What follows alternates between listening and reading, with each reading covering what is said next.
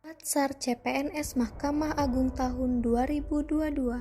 Aktualisasi nilai-nilai berakhlak pada 7 tokoh pejabat publik.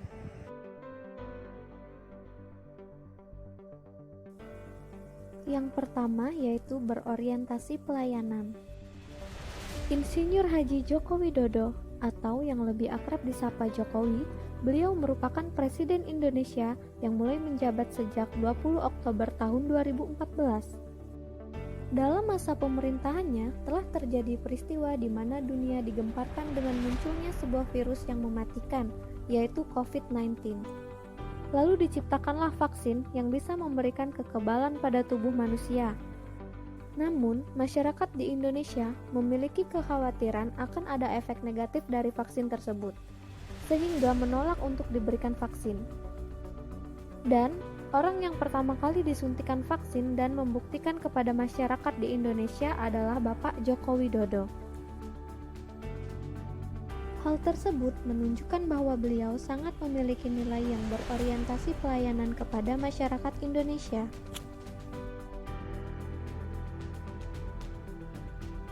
Yang kedua, akuntabel. Dr. Susi Pujiastuti atau yang lebih akrab disapa dengan Susi Pujiastuti. Beliau merupakan mantan Menteri Kelautan dan Perikanan. Saat ia menjabat sebagai Menteri Kelautan dan Perikanan, ia dikenal akan kebijakannya yang tegas terhadap penangkapan ikan ilegal. Namanya bahkan dikaitkan dengan kata tenggelamkan, yang mengacu kepada hukuman penenggelaman kapal-kapal asing ilegal di perairan Indonesia. Nilai akuntabilitas pada dirinya terlihat dari bagaimana suksesnya ia dalam menjaga kelautan Indonesia. Yang ketiga, kompeten. Nadiem Anwar Makarim, atau lebih akrab disapa Nadiem Makarim, yang saat ini menjabat sebagai Menteri Pendidikan, Kebudayaan, Riset dan Teknologi sejak tahun 2019. Sebelum beliau diangkat menjadi menteri, beliau sudah lebih dulu dikenal masyarakat sebagai pendiri perusahaan yang bernama Gojek. Gojek didirikan pada tahun 2010 di Jakarta oleh Nadiem Makarim. Gojek merupakan sebuah perusahaan teknologi asal Indonesia yang melayani angkutan melalui jasa ojek. Karir bisnis Nadiem Makarim di Gojek membawanya masuk dalam daftar 150 orang terkaya di Indonesia versi majalah Globe Asia.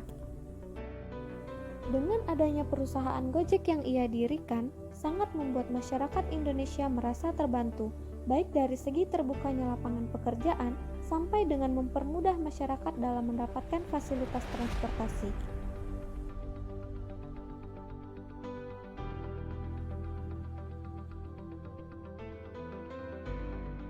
Yang keempat, harmonis. Dr. Haji Sandiaga Salahuddin Uno, BBA, MBA, atau lebih akrab disapa Sandiaga Uno. Beliau merupakan Menteri Pariwisata dan Ekonomi Kreatif Indonesia sejak tahun 2020 dan sebelumnya menjabat sebagai Wakil Gubernur DKI Jakarta. Beliau dikenal dengan keramahannya dan kepeduliannya kepada masyarakat, bahkan sejak dia menjadi calon Wakil Gubernur DKI Jakarta. Beliau bahkan kerap menyapa masyarakat melalui sosial media sehingga aspirasi masyarakat bisa didengar dan diteruskan. Atas kepeduliannya yang tinggi kepada masyarakat Indonesia yang terkena dampak pandemi COVID-19, ia pun mengajak masyarakat untuk bangkit bersama dengan cara memberikan 1.000 hewan kurban kepada 17 provinsi di Indonesia. Keharmonisan terpancar dari kepeduliannya yang tinggi. Yang kelima, loyal. Sri Mulyani Indrawati, SEMSC PhD atau yang kerap disapa Sri Mulyani, beliau merupakan Menteri Keuangan Republik Indonesia yang menjabat sejak tahun 2016 sampai saat ini. Yang sebelumnya, beliau juga pernah menjabat sebagai Menteri Keuangan Republik Indonesia pada tahun 2005 sampai tahun 2010. Beliau dinobatkan sebagai Menteri Keuangan terbaik Asia untuk tahun 2006. Bahkan, ia juga terpilih sebagai wanita paling berpengaruh ke-23 di dunia dan wanita paling berpengaruh kedua di Indonesia. Saat beliau ditunjuk kembali sebagai Menteri Keuangan pada Kabinet Kerja dan Kabinet Indonesia Maju, beliau sedang menjabat sebagai Direktur Pelaksana Bank Dunia dengan pendapatan yang sangat besar. Namun, sebagai bentuk dedikasinya kepada negara, beliau pun menerima tawaran tersebut. Itu merupakan bentuk keloyalannya kepada NKRI. Yang keenam, adaptif. Profesor Dr. Insinyur Haji Baharudin Jusuf Habibie atau kerap disapa B.J. Habibie. Beliau merupakan mantan Presiden Indonesia yang ketiga yang menjabat sejak tahun 1998 sampai 1999. B.J. Habibie merupakan seorang yang berotak cemerlang dan terus berpikir jauh ke depan, serta terus mengasah kemampuan dan ilmu pengetahuan bahkan sampai ke luar negeri, agar dapat beradaptasi dengan perkembangan teknologi dunia, sehingga beliau dapat menciptakan inovasi-inovasi baru yang diakui tidak hanya di Indonesia tetapi juga dunia. B.J. Habibie meninggalkan banyak warisan bagi bangsa Indonesia, bahkan dunia internasional yang akan selalu dikenang. Dari tindakan-tindakan tersebutlah tercermin nilai adaptif yang ada pada dirinya. Dan yang ketujuh, kolaboratif.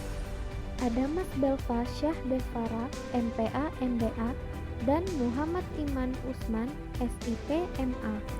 Ada Mas Belva Syah Devara merupakan lulusan program gelar ganda dari Universitas Harvard dan Universitas Stanford. Dan Muhammad Iman Usman merupakan lulusan dari Universitas Columbia. Keduanya dikenal sangat aktif dalam berorganisasi dan sangat berprestasi dalam bidang pendidikannya. Setelah usai melakukan studinya masing-masing, kedua sahabat ini kembali ke Indonesia dan mendirikan Ruang Guru. Ruang Guru merupakan perusahaan teknologi terbesar di Indonesia yang berfokus pada layanan berbasis pendidikan dan menjangkau sudah lebih dari 10 juta siswa dan 150.000 guru di Indonesia. Berkat kolaborasi dua sahabat ini dalam mengembangkan Ruang Guru, masyarakat pun merasakan dampak positifnya, baik itu bagi pelajar dan juga guru.